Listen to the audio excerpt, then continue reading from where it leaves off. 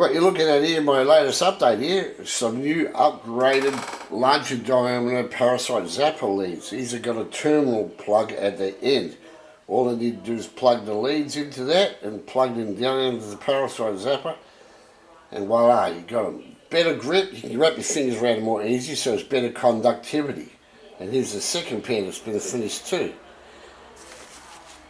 There. Now, here I've got enough pipe out of 1.5 metres of that large diameter pipe to make 5 pairs of electrodes. So I'm going to make the PVC ends for that section yet.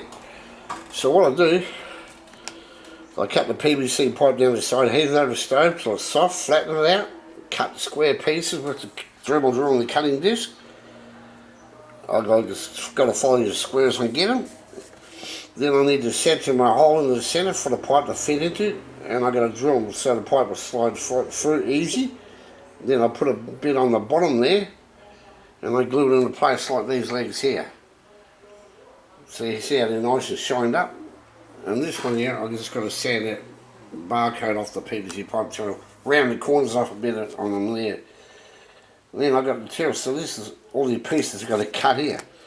Now I've only got one worn cutting disc left from the Dremel drill. The rest of them will break because they're fragile. They break over a period of time there. For these are all my zappers here. I've got 1, 2, 3, 4, 5, 6, 7, 8, 9, and the 10th one is coming.